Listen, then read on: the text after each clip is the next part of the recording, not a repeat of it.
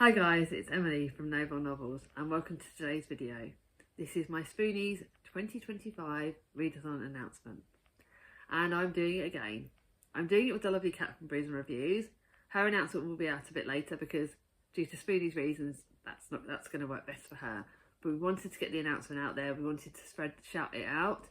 Yes, I'm doing it again. And this will be my 4th year doing it. And I'm really good and I'm really happy. I've gained subscribers, I've gained friends, and it has helped me so much over the years. And it is a readathon that is so close to my heart. As you guys all know, that I have both visible and invisible disabilities, although most of mine are invisible. And this is what this readathon is to spread awareness of visible and invisible disabilities. And that is what we're doing. It's going to be running over the whole of May. Like I said, Kat's co-hosting with me. We have got the lovely Dani from Dani's Book World will be joining us on a live show in the first 2 weeks of May. I will say be gentle with me in the readathon because on the 23rd of May I've got an operation and I've got a pre-op at the start of the month. So I'm going to be gentle on myself. I'll be doing some preparations for my house to make sure everything's ready for the kids, and I'll be a bit gentle. But we're doing this readathon. I wanted to spread awareness. I wanted to get as much out there as we could. I do believe it's because I still can't remember, but I think there is some sort of month that happens. I think it's chronic pain month that happens in May. But there is another thing that goes alongside this, and this is why originally I picked May. But this readathon is so important. There are so many disabilities that are out there that need more awareness of. On the physical disabilities, the lovely cat from Olivia's Catastrophe is a carer for her sister Simi, who we absolutely love and was a co-host last year on one of our live shows. And Olivia did a great video recently, and it talked about when she was out with her sister, and they were going around with wheelchairs in Bath, and they were saying about the things that limited them. And I thought that was a fantastic representation of what it's like. She is a carer, and also that's another thing I would like to spread awareness for carers, because my mum has been a carer for me over the years over different things. My sisters have helped me. Chris obviously does look after me quite a bit when he's had different operations that I've had. So I also want to celebrate carers out there. So if there's any books with carer representation, please pick one of those up, because Olivia is an amazing representation of how to be brilliant at that. But Olivia's videos sort of struck home. There is more awareness out there. But I do want it better. Something I've been discussing about in my job as an optical consultant is when people come in, how we talk to our patients, how we talk to people with different disabilities, and how we train my fellow colleagues about how to do it. Because you don't talk to the carer, you talk to the patient. There are so many things. Part of the disabilities, obviously we've got the visible ones with the wheelchair and everything else.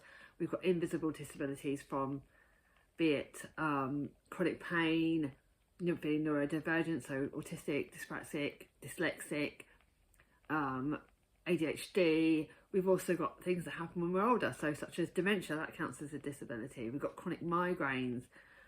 We've got so many things. Chronic pain is obviously my big one because that's what I've had for a very, very long time.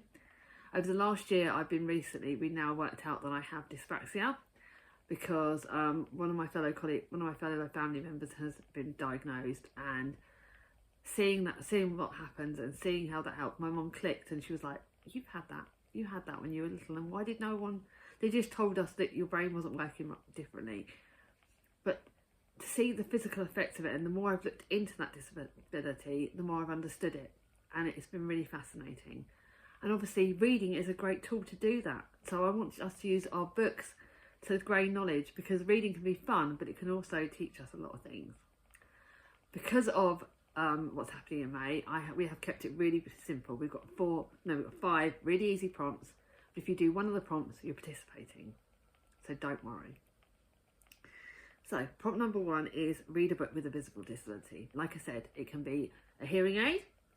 It can be, sometimes that blindness can be visible if you need a visibility aid, such as a helping dog or things like that. It can be a physical disability such as people that use wheelchairs, crutches, walking sticks, things like that. That will count. There are various options out there. Google is your best friend on that. It will help you. Prompt number 2 is a bit easier. Read a book with an invisible disability. So be it with someone with that's neurodivergent, be it someone that is a chronic pain sufferer, chronic migraines. There are so many options. That was one of the things when I've looked up this readathon. Every year I look it up, and every year I find new books that are great. I've got so many prompts, so many books that are going to be matching. I think I've got 2 books for nearly every one of these prompts. So my May TBR will be shorter. On that note, my May TBR is going to be my extra video on the Sunday, and I'm going to put my Spoonies video up on the day after. So the May video will be a bit shorter because I think I'm planning to actually pre-plan and write them out earlier than I film them, so I know the difference between which books I'm reading for which readathon. But yeah, for an invisible disability, there are so many options again, and there are so many great books that are out there. You don't have to spend much. There are lots of online resources. BorrowBox has got quite a few options as well on there these days. Lots of libraries you can do, and let's enjoy that. Prompt number 3: read a book by an own voices disabled author.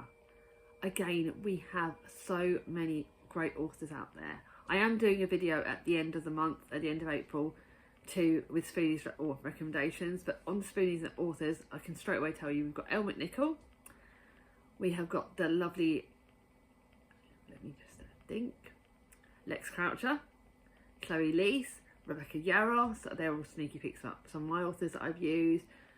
We have got Lizette Orton. I've used her books before. We have got Sarah Marsh, who wrote the amazing book A Sign of Her Own, which is on the Walter Scott Prize list for historical fiction. So she is great.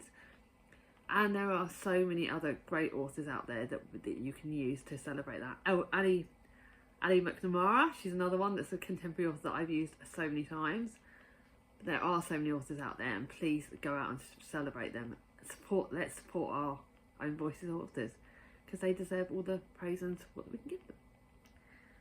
Prompt number 4: read a non-fiction book on disability. I will try and remember, but the lovely Michelle from Michelle Lynn that reads, she has put a video up that I've received recently with great recommendations. So I'm going to try and remember to link her video down below. But there are a lot of resources. The Invisible Kingdom is a book. We've got so many books. Sneakily going to tell you one of the books I'm using. But there are a lot of books out there. You can check them out on Amazon. There are lots of non-fiction resources. Sometimes they're a bit more expensive. It's a lot harder to find UK books with good disability wrap, and that's something I would like to do more of. I'd like to find people that do more books on that. But again, there are resources. There are options out there. And then lastly, prompt number 5, read a book to make you happy. Because as a Spoonie, we all need books to help us relax. Now that doesn't have to be, every one of us has a different genre that makes us chill, makes us relax. It used to be my go-to that I go to contemporary, but these days I go more fantasy actually. There are those of us that like mysteries. Our lovely Alice that as recently that we lost, she was a mystery lover, so she would pick a mystery book because that would make her happy. We've got people that like mysteries and like thrillers. Berno likes mysteries. We've got those of you that like historical fiction and that make you happy. We've got those of us that like contemporaries that make us happy. Sci-fi, there are so many different genres out there, and let's read a book that will make us happy, and let's read a book that will gain our spoons, because one of the things as a chronic pain sufferer and as a Spoonie is that when I am feeling at my worst, all I can do is sometimes just lie down and read and sit down and read, and that is my way of replenishing my spoons. And that is something that I've looked up, and it is a really good technique just to sit down, rest, read a book, and it will replenish you. So that is why this book, a book that will make you happy, and a book that will give you back some energy and make you happy and get you in the right feeling. So I hope you all like these prompts. I hope you all are going to join us.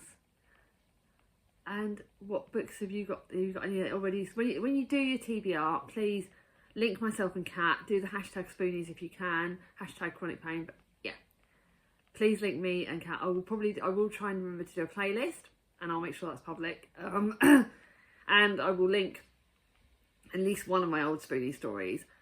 I don't know. I think in May I may do a day as a Spoonie, and maybe I'll pick one of my days and just explain it. My day as a Spoonie, I don't know yet. I'm going to do a video for the readathon, like an own voices video, but I've done quite a lot of my stories, So like about what it's been like as Spoonies and things like that. So I don't necessarily want to do like that, something like that, but I may do a my life as a spoonie or a day in a as a spoonie and just give you some ideas.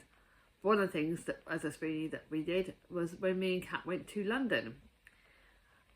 It was a day that for a person that has got lots of energy and that's not a spoonie would cope. I think we hit about 2 o'clock and both of us were in ridiculous amounts of pain. We were on medication and we crashed and burned, and I took days to recover from London, but it was bloody worth it. And that's something as a spoonie, that's why our lives can be different.